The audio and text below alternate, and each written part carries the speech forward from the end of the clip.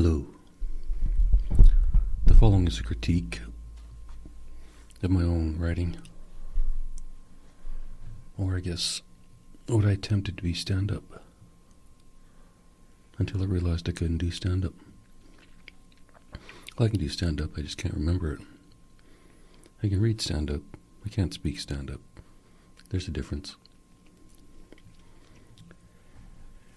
Anyway, consider this an assignment, or a self-assignment, and self-critique. We'll use this for the Jimmy Carr School of Comedy. What I'll do is read out my performance, and then comment. Hi, I'm David. I'm a retired autistic senior. Introduction. The following is not a book, it's not a journal, it's not a speech. It originally was intended to be a stand-up routine, but I realized one halfway through I'll never be able to remember it on stage.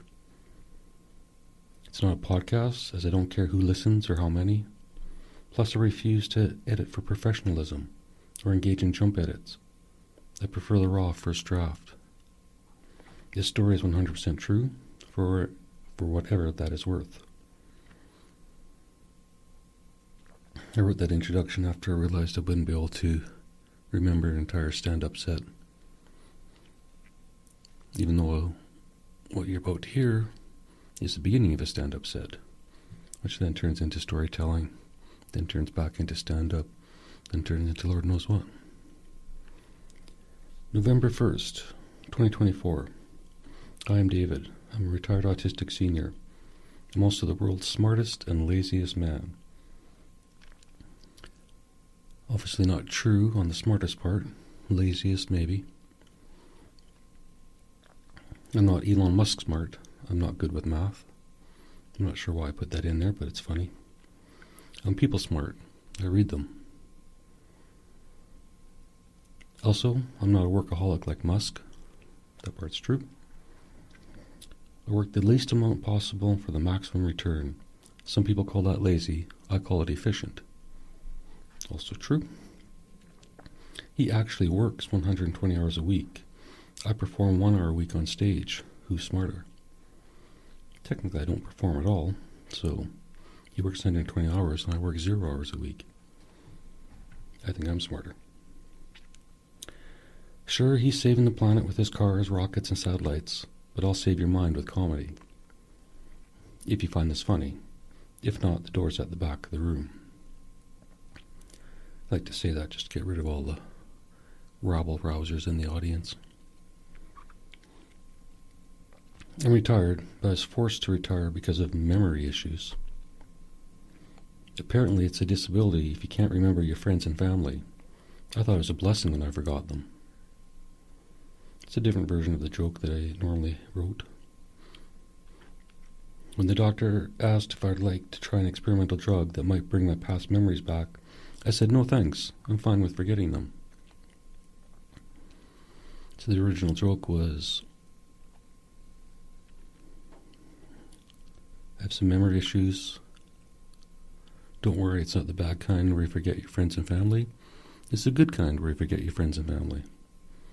Which is probably a better version of the joke, but I got tired of saying it. This one works too, doesn't really matter. Same shit, different pile. I think that's when he started to think I was a psychopath instead of autistic. He's probably right. What I should have done is taken the pills and gone back to my old career, computer programming. But then I'd be working 40 hours a week, and most of my pay would go to the government for back taxes. Oh yeah, I forgot to mention in the opener, memory issues, that I owe a shit ton of taxes. That's the official amount, shit ton. That's actually a measurement in Saskatchewan. How much grain you haul in today? A couple of shit tons?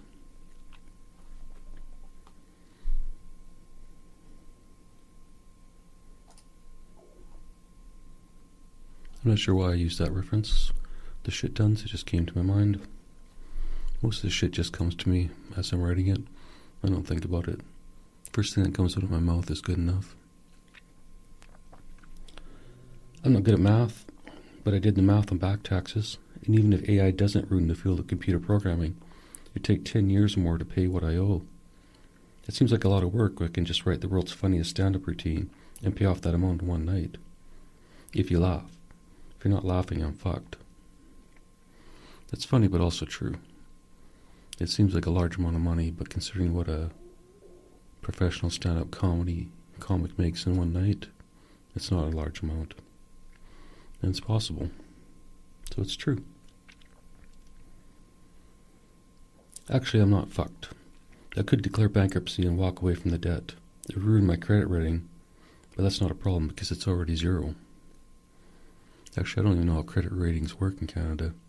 I don't know if it's a 0 to 1,000 number or 0 to 300 or negative to positive. No idea. But whatever the lowest possible credit rating is the credit rating I have. I have no credit, so bankruptcy is not a threat to make me pay. It's a viable option. However, the one thing I like more than laughing is a good story.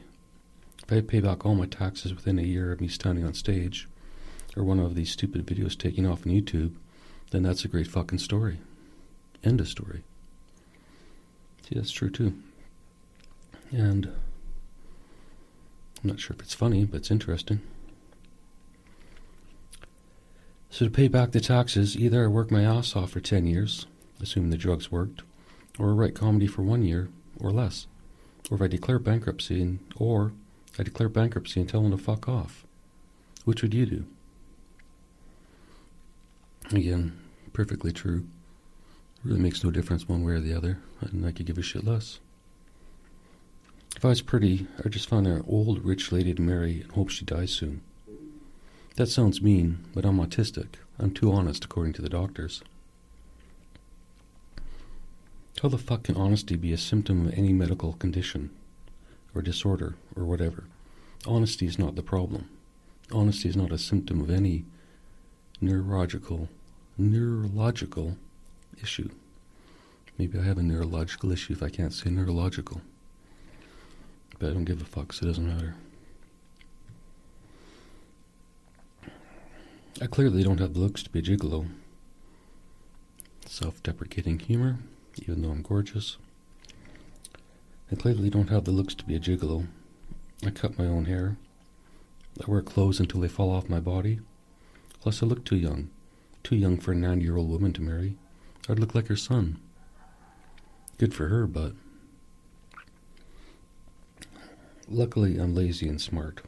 Comedy will solve my lack of love life as well. At least one woman will listen to this and think, he's cute, or he's smart, or I'd fuck him.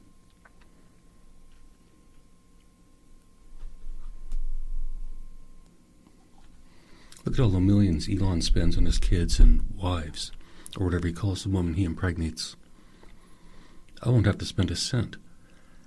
They come to the show, they fall in love with me, I go home with them, eat their food, stay at the home until they kick me out, and then go back on stage to attract the next one. Lazy and brilliant.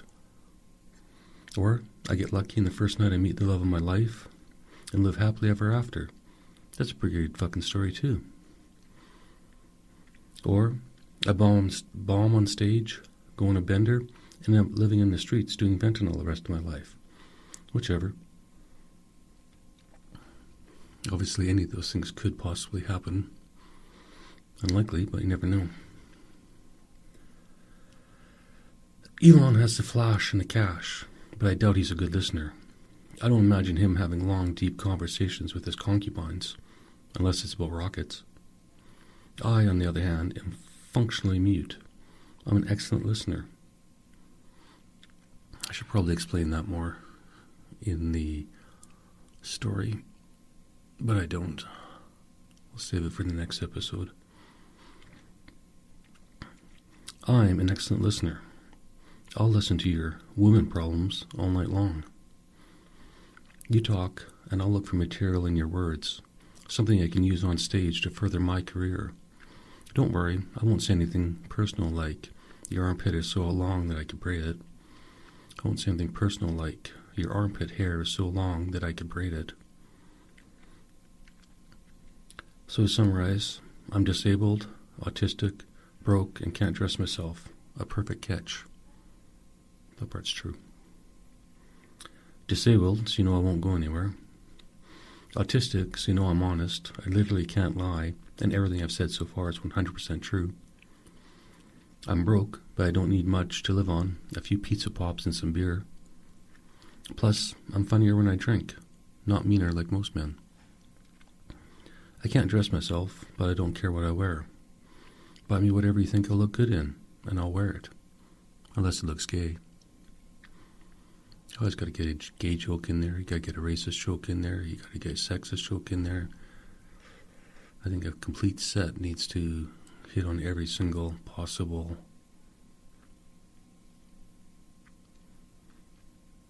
joke. I'm not an idiot. I did the math on my current attractiveness.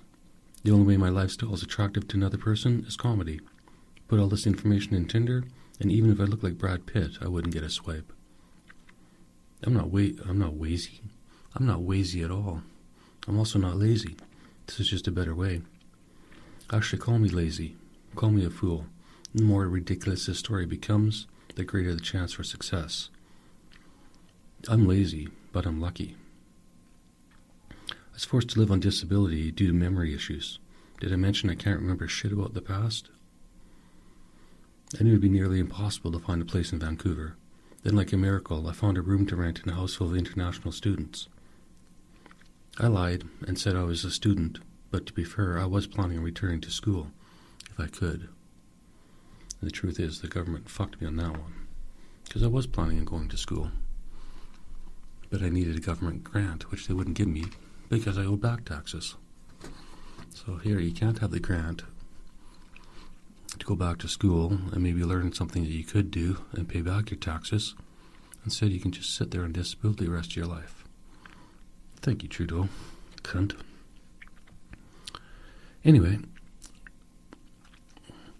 currently, on my floor, I share a kitchen and 2 washrooms with 3 female students in their 20s. I'm lucky because all of them remind me of my daughter, both in age and ethnicity. Also, I treat them like my daughter. I only talk to them when needed. That's a joke, but not funny. But it is funny, but it's sad. That's true. That's not funny, but it is funny. I say hi to them when I run into one in the hallway, but there's no long conversations. Everyone seems to mind their own business. I hear them laughing and talking in the kitchen, but I don't join in the conversation.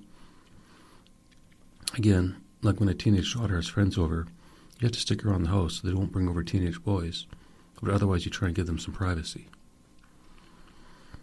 I thought that was funny, except for I'm not really caring whether they bring over, well, they probably shouldn't bring over teenage boys if they're in their 20s, but they could bring over 20-something boys, or I guess young men, whatever you call them.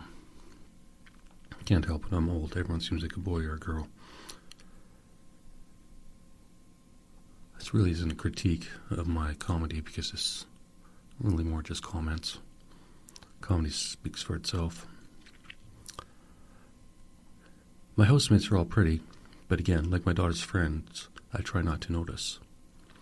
The only thing I do notice and don't like is the long black hair in the bathrooms. On their head it's pretty, but stuck to the walls of the shower, it's not. The drain is disgusting. I've learned not to look at my feet while I shower. I try and shove it down the drain with my big toe, but I start gagging. I'm glad I only had 1 daughter. 3 would have been a hair nightmare. Trust me, it was a hair nightmare with just 1 daughter. That's an exaggeration the other way. To be fair, that's not completely true. One of the 2 showers gets pretty bad, but the one I use has been good for months. The girl that uses it doesn't seem to shed as much, and I can get it down the drain before heaving. I feel sorry for the landlord. I feel sorry for the landlord when that pipe breaks up. I feel sorry for the landlord when that pipe backs up. He'll probably be able to save the hair and donate it to cancer victims. I hope they wash it first. I pee in the shower.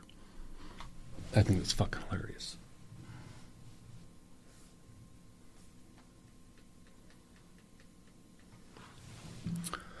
But not the pee in the shower part, the hair. That's the funny part. in case you didn't notice.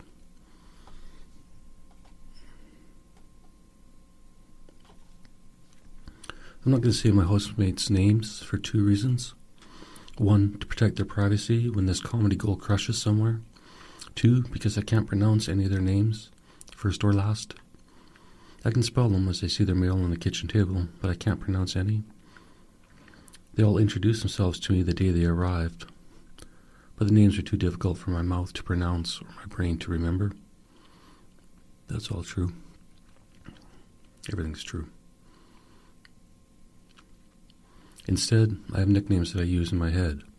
The smoker, the nurse, and this one sounds bad, but Petri dish, which is close to her name, which is close to how her name is spelled, so I think it fits.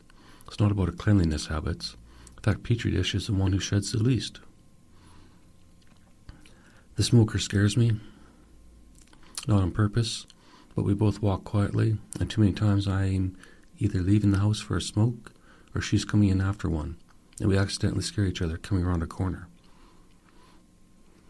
That one is frighteningly true, although I'm not smoking anymore. But this doesn't sound as good if I was outside chewing nicotine gum. Sounds much better if I'm out for a smoke. I'll call that an exaggeration, not a lie.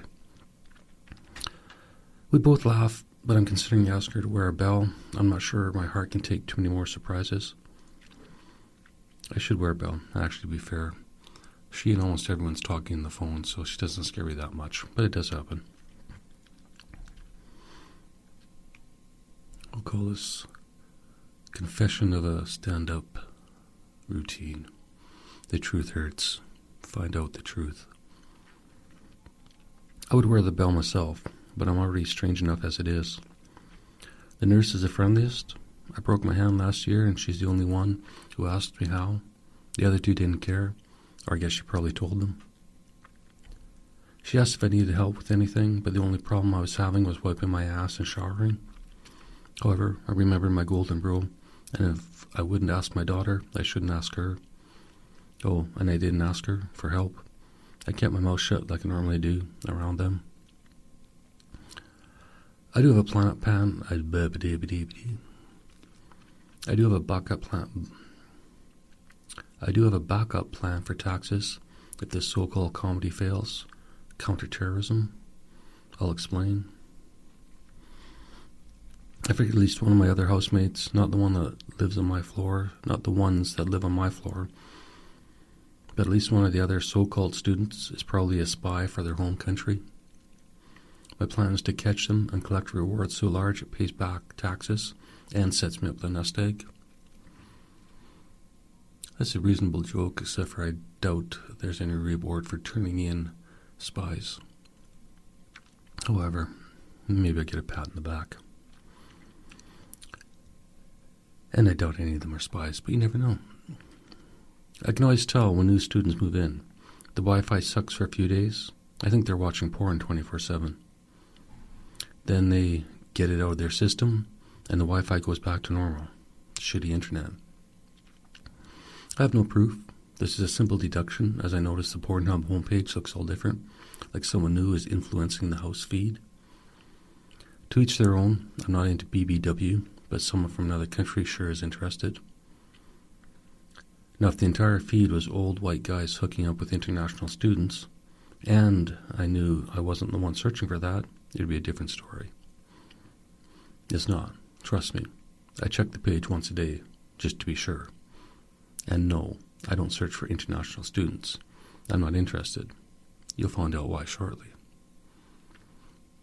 And that was the required pornography joke. For any special or set. To be fair, it's not just porn.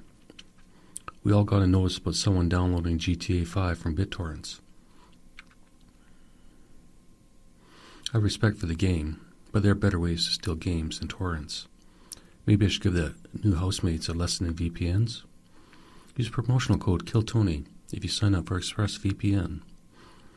I think that's funny as fuck, but... Old comedians and old rich dudes are the only guys getting women in their 20s. And Elon, but he doesn't count. Sorry, I should say successful comedians who are probably rich too, but I think they prefer to be called a successful comedian over old rich dude. I love irony.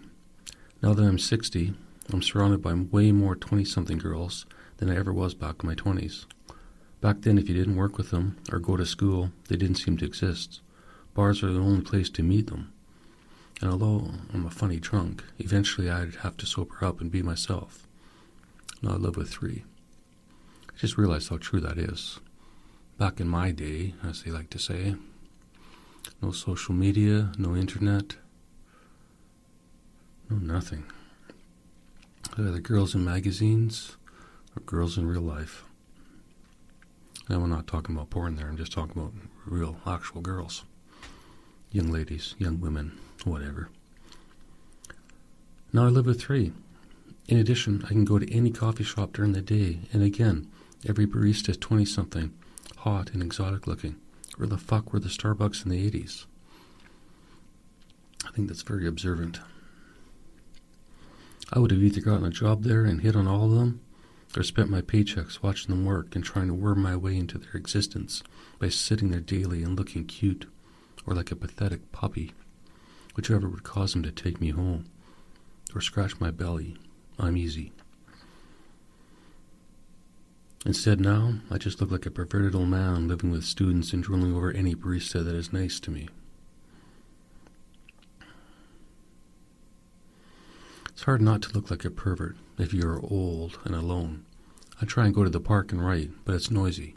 Fucking kids. At least I don't look like a pervert there.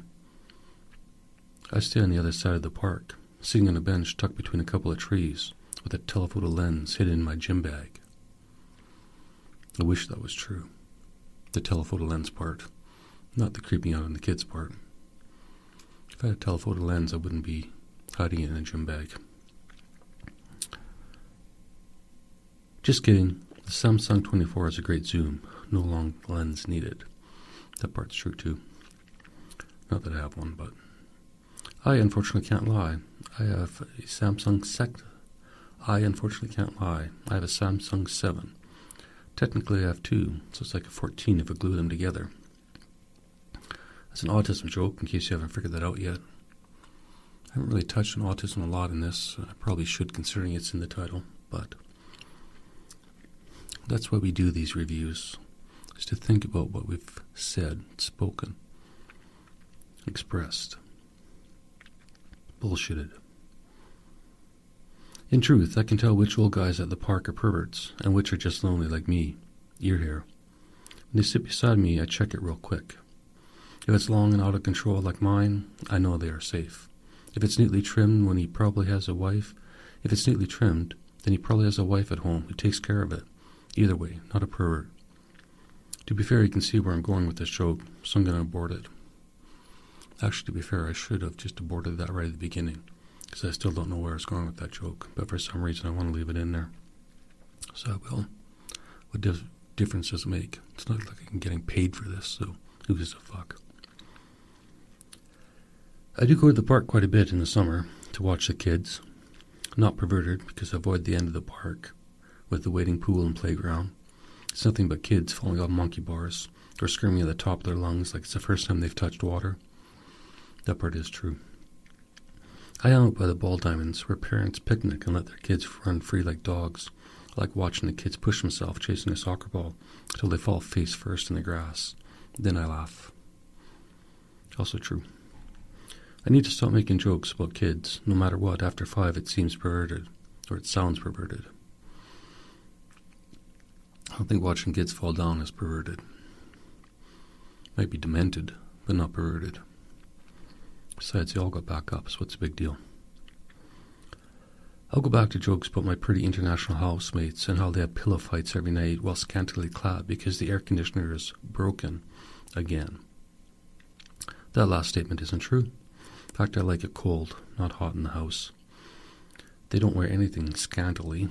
They wear sweaters and sweats.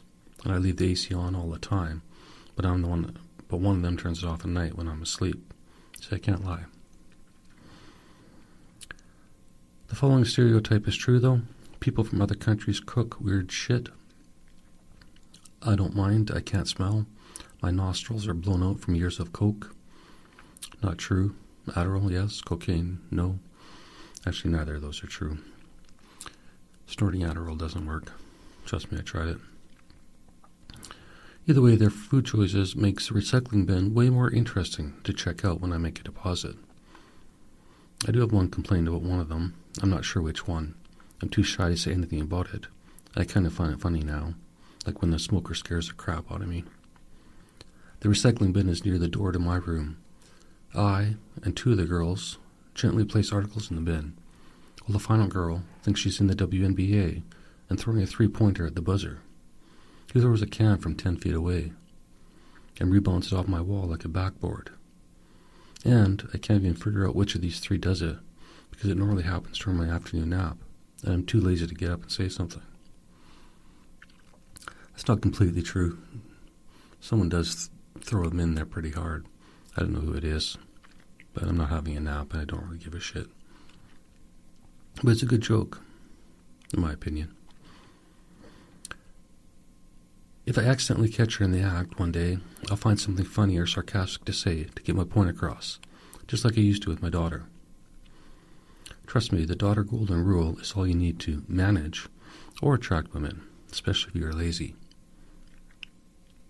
Now onto the racist jokes. Some of you may have heard about a Trump rally where comedian Tony Hinchcliffe told a great joke about Puerto Rico, and the mainstream press had a conniption fit. The outrage drove his popularity even higher. Maybe it'll work for me. I'll probably have to get a few more followers for any outrage to even occur, but remember the dream to pay my taxes by being a comedian? One set to change a lifetime? Mine? Yours too, if you think this shit is funny. Not just desperate and pathetic. I can't be a complete racist, because I don't know what countries my housemates come from. But I would say anywhere in the world. I would say anywhere, any part of whatever you consider Asia, and then some of the other brown areas of the world. Is that racist enough? There are three rice cookers on the counter. Can't they share one big one? A symbolic melting pot, so to speak? Maybe after I pay off my taxes, I'll buy the house one big-ass cooker and unlimited rice. On one condition, no rice maggots. What are rice maggots? Glad you asked. This is mostly a condition that affects white people, or people like me. Weird. Rice maggots are pieces of cooked or uncooked rice found on the floor, or in the sink, or any place you would rather not see a maggot. Because for a split second, when my brain sees a random grain of ice on the ground, it says maggot to me. Then I remember the odds of maggots are much lower than rice, and I clue myself in. I wouldn't be a Nazi about it. Here's free rice, but please keep the rice maggots under control. Is Nazi racist? I really need to get counseled before I even start stand-up. There's no fucking way I'll remember the set. I don't even want to say it once again. Maybe it'll be a fentanyl end of story. I wish one of my housemates was Puerto Rican. But would they be international? What is Puerto Rico? It's not a state, but it's American. American isn't international enough for me, especially if you're from a territory. Hell, I barely respect Alaska as a state. Plus, the Canadians are dumb as fuck for not outbidding the U.S. in that deal of a lifetime. The whole concept is a second thought. Make Puerto Rico a state, or cut it free and let it flow away like a big fat garbage patch. See, I knew Tony was right to make that joke. Feels great to call things garbage patches. And the Canadian equivalent is Newfoundland. Very similar. It's an island. Everyone talks funny. They don't have a garbage problem. But they are on a half-hour different time zone, which is just as weird. Anyway, my hair is a garbage patch. My clothes are garbage patches. I'm a fucking garbage patch person. Hi, I'm David. I'm a retired autistic garbage senior with a plan to change my life through comedy and making fun of everything and everyone in my life now and forever. That's actually a pretty good mission statement. and dating profile. I call myself autistic, a retired autistic senior, but really I'm the retired autistic senior. It's not like there's a group of us, a club that meets monthly. That's true. Sorry about that noise. Chair went wild. There's no autistic club.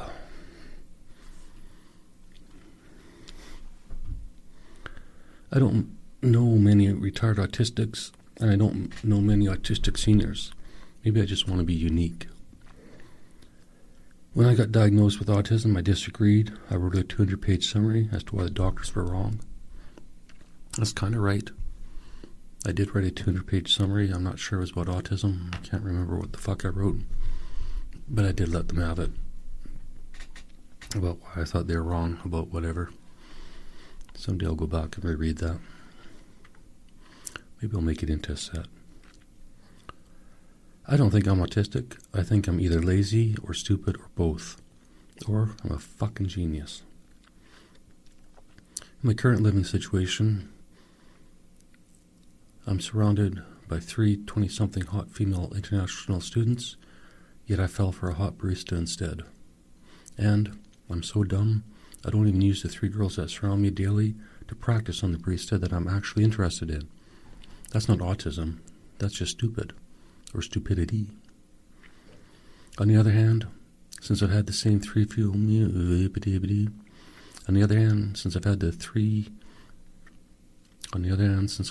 same 3 female roommates for almost a year now, it'd be creepy as fuck if all of a sudden I started to pretend hit on them for practice. That is so true and so creepy I can't even read that. Let's try it one more time. On the other hand, since I've had the same 3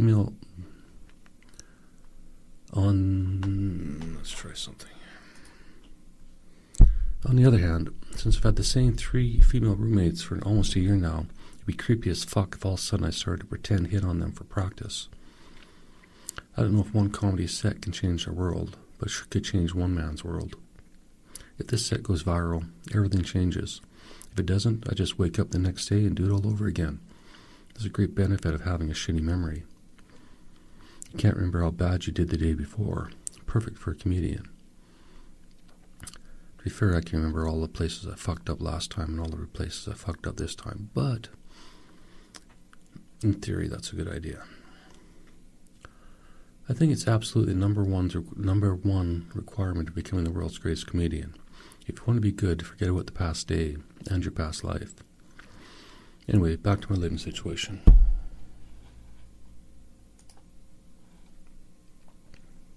I doubt any of my housemates see me as a father figure.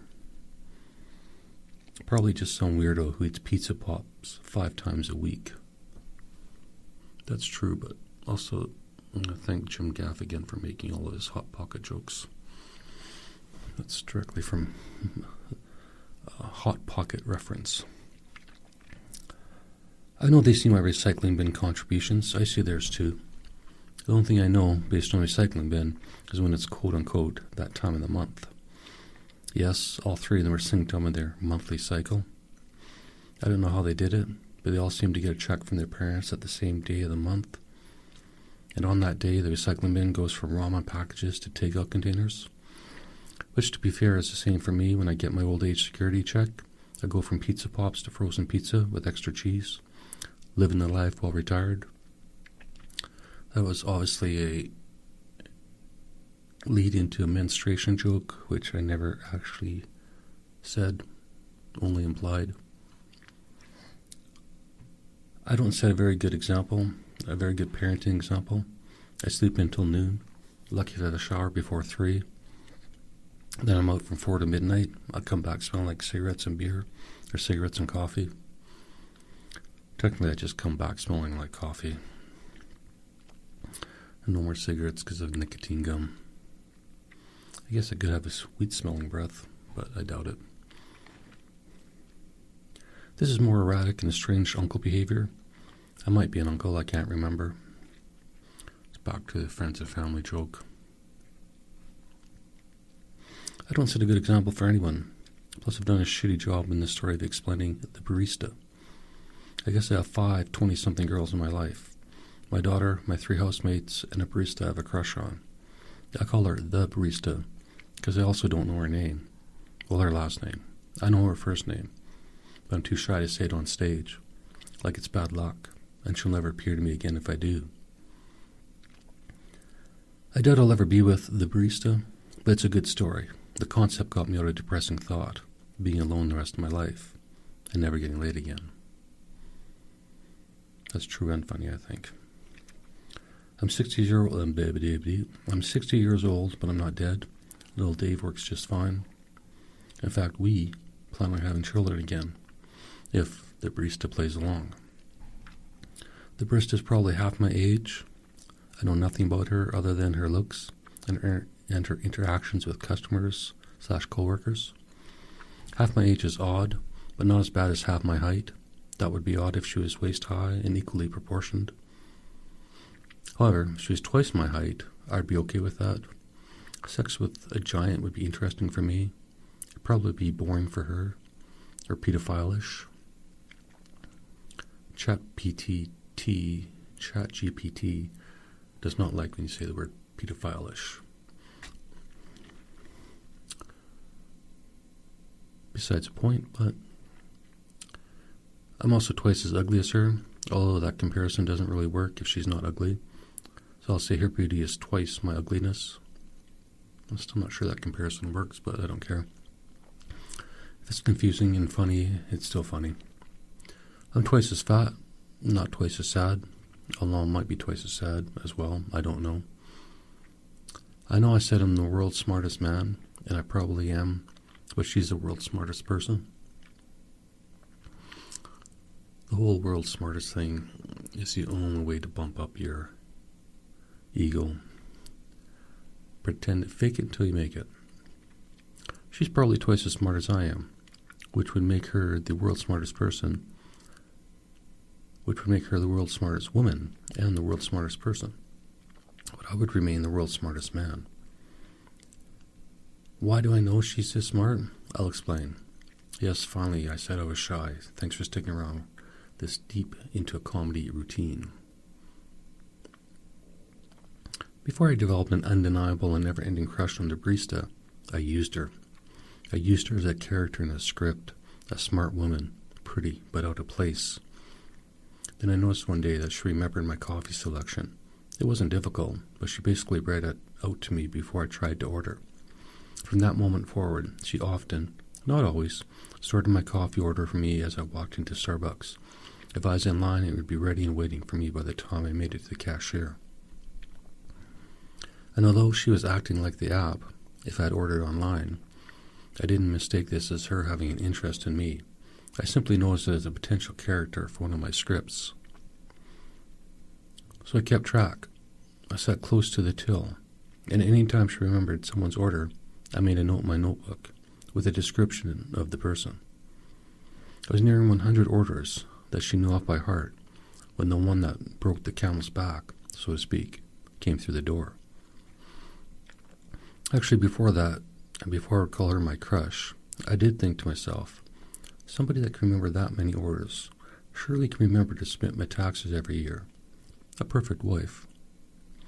And she's young, hot, and pretty. Can't go wrong. Sorry, but I, or the pervert inside me, threw a joke in there. Storytelling mode can get a bit boring, even for me, the storyteller. Anyway, the character in my notebook and the real barista were nearing 100 memorized orders when a gaggle of women came in one day. It wasn't busy, the cashier was in the bathroom, and the barista was making a drive-through order. Then the barista noticed the cashier was taking some time to return and asked one of the ladies, "Should I start your usual order?" And then she repeated a long, convoluted coffee order back to the lady. Shocked, the lady said yes, and then turned to her friends and exclaimed, "I guess I have a usual." Overhearing the lady, the barista added, "I remember. Normally you come in with your students. They all talk about you being a great teacher." The teacher replied, "My students?" To which the barista replied, "Yes, your students." And then something snapped in my head, and the crush turned into lust, pure evil sexual attraction, and I knew I'd do whatever it takes to bed this so-called barista. That's not true, but what I did think was, she's either telling the truth, or she's lying to make the person feel better. Another way, I like that trait. And then something snapped in my head, and the crush turned into lust, pure evil sexual attraction, and I knew I'd do whatever it takes to bed this so-called barista. Or I sent her manager a complimentary email about her excellent customer service and kindness, and then I found out everything I could about her and asked her out on a date, even though she's at least half my age and probably assumes I'm near homeless based on my clothes and broken laptop, but by some miracle she said yes. Or I ghosted her. Never went back to that Starbucks, even though it was the perfect distance from my house and had the most comfortable seats, padded bench seats. And I haven't seen her for a year, but I spent the entire time expanding that character into the perfect theoretical wife, while simultaneously working on becoming a stand-up comedian so I can walk back into that Starbucks and not feel like a complete loser when I ask her out. Or I ask her co-workers if she's single, or if I just hand her everything I've written, walk out and hope she doesn't call the police. Or she does call the police, but then I'll know her name at least when she testifies in court. Or she does call the police, but then I'll know her name when she testifies in court. Or question. I'll give you a second to guess what a retired autistic senior would do. Correct. I haven't seen her for a year. And no, I didn't stalk her. At least those are the two questions I would ask if I was listening to this story. And I definitely wouldn't be calling the police, as this could be satire and not a true story at all. Wink, wink. Is everyone clear now? If you laugh so far, I'm well on my way to making this the world's greatest routine, or whatever it is. And solving not only my financial issues, but my love life as well. Or if you didn't laugh, I get it. You hate love. I've been there. Maybe the rest of this love story isn't for you. It's clear I've given up on making it a routine. I don't care. I don't care. I'll be forced to read this. I don't care if I'm forced to read this on stage from a book, because I can never memorize half this shit, funny to me or not. If I was Elon, I'd just walk up to the barista and say, "Hey, I'm Elon Musk. I'm rich, successful, I make beautiful, intelligent babies. Unfortunately, I'm busy saving the world. So, you'll be the primary caregiver, but you and the kids will be set for life, even if all my businesses fail. So, are you interested?" I think it's pretty close to what Elon would say. And then he'd get a yes or no and walk away. Hell, if I could get pregnant, I'd give him a yes. I'm not that lucky. I have to prove my love to her by writing silly comedy stories and standing on stage embarrassing myself until I'm one of those successful comedians. And then I have to return to that Starbucks again, pray she still works there, and risk embarrassing myself again if I find she does but is now married.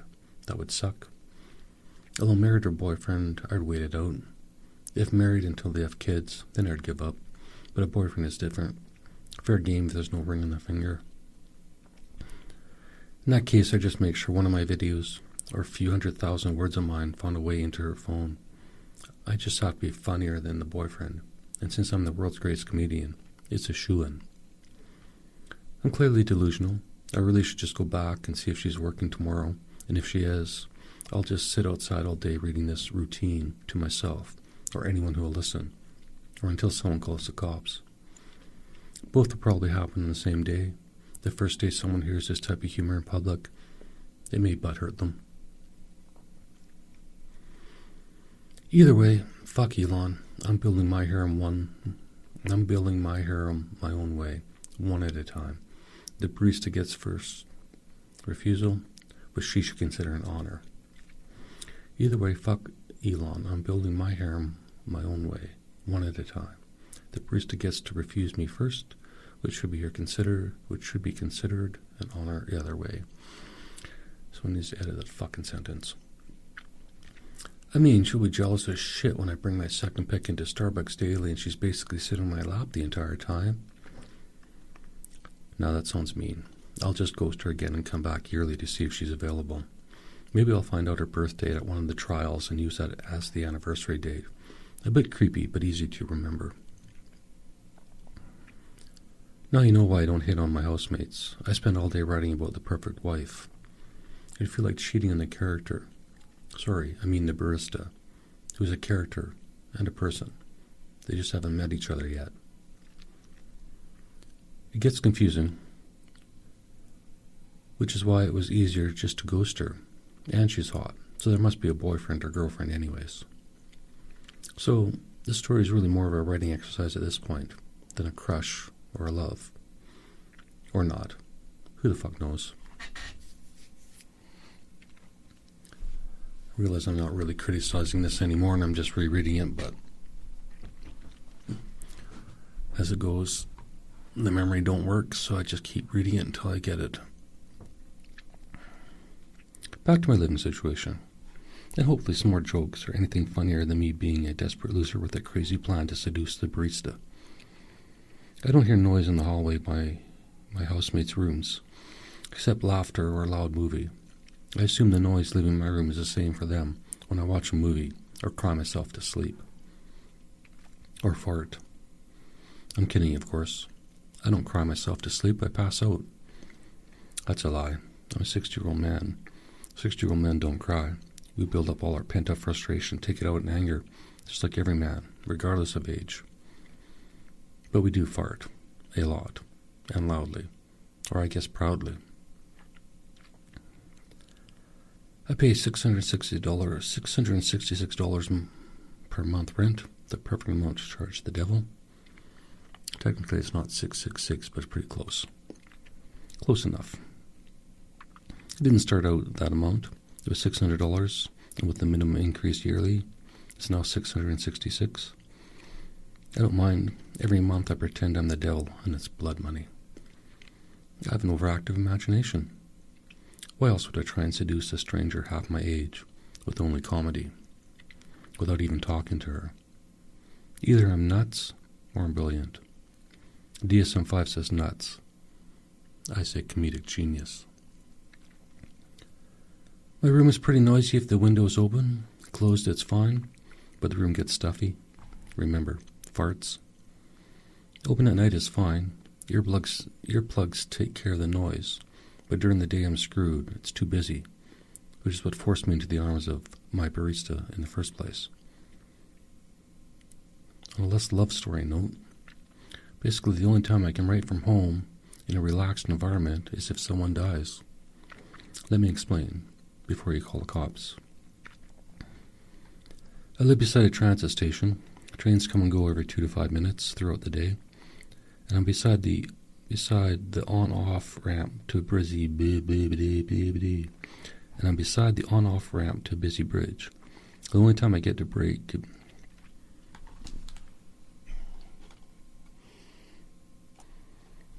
Let me explain before you call the cops. I live beside a transit station.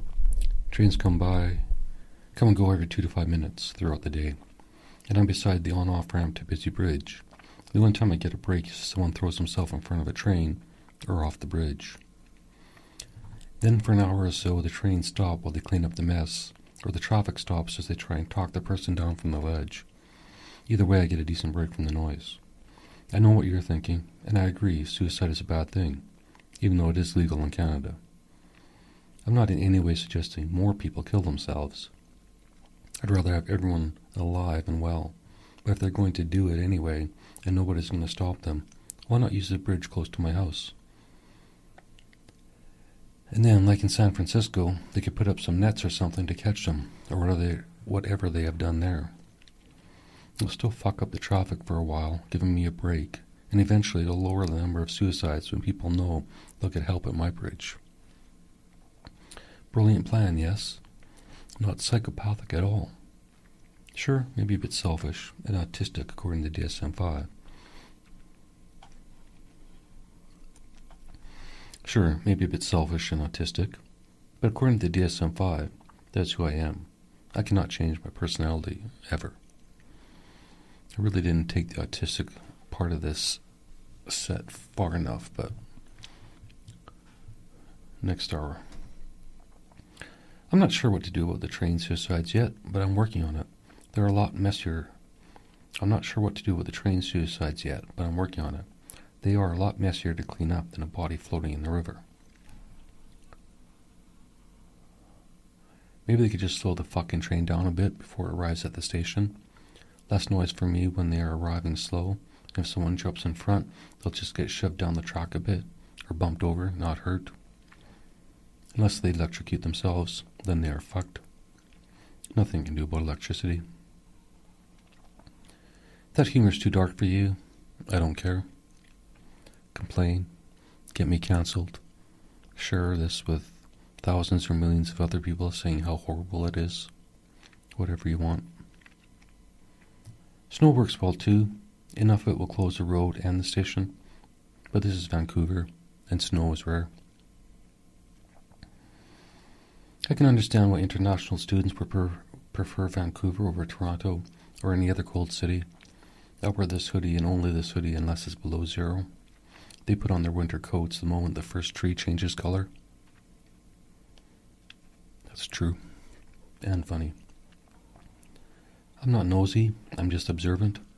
Blame the autism, not snoopiness. The two houses beside me are also full of international students. I can't confirm for sure, but the makeup of the tenants are the same. I watch them coming and going when I smoke in the backyard. I'm determined to find the spy, or at least have the data ready for the government when they interview everyone in the house about Mohammed next door. I thought one day I had him. I noticed a pattern of one neighbor who comes home, sits in his vehicle for 10 minutes.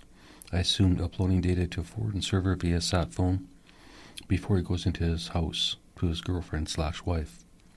I'm not sure which she is, but if he sits out there too long, she comes out and gives him a look, at which point he reluctantly leaves the comfort of his truck. Then I realized he's probably not a terrorist. He's probably listening to his favorite playlist, the one she hates, just preparing himself for home life like any other new Canadian. On a different note, Trump won the election thanks to Elon, which means a bunch of things for the world. But more specifically, Elon will continue with his plan to repopulate the earth single-handedly, and now you'll have a lineup of women waiting to be impregnated. I think I made a mistake taking the comedian approach and focusing on one woman. I'm clearly not the world's smartest man. I should have stuck with computer programming or got a job in AI. However, I'm still the world's most determined man, or the most determined man in the world. Either the barista will be my wife, or I'll continue to write stories about her until the day I die, a long, lonely death in my room, and my housemates are forced to call the authorities because of the odor, greater than the farts. I'm kidding, of course. I always keep my window open, so it would probably take until the end of the month, and after I haven't paid my $666 in rent, for anything to happen. The sentence is hard to fucking read. Then the landlord starts pounding on my door, gets impatient, opens the door, thinking I've skipped town. He and the housemates see my rotting corpse. The girls lose their mind. The landlord thinks that mattress is fucked, but the bed frame is probably okay. I think that's really funny, but who knows? Again, this is more of a dark sense of humor ending. And then finally this will go viral when they realize my webcam has been on the entire time-lapsing my decomposing body. It's a joke. I can't afford a webcam until I go viral, and I can't go viral without dying and sneaking up a room. In the joke, not real life. Or maybe, I don't know. As I said before, I wouldn't do that to my daughter, so I wouldn't do that to my housemates. I realize this is more pathetic than funny, but the truth hurts until it doesn't. November 11th, 2024. Hi, I'm David. I'm a retired autistic senior. Today is November 11th, Remembrance Day. As a comedian, it's my job to create a joke about Remembrance Day. The only thing I can find funny is about the poppies. I think they just need to use a bobby pin instead of that straight pin for poppies.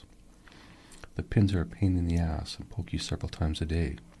We need bobby poppies. Get rid of the straight pin. And find something I can say a little bit easier than bobby poppies.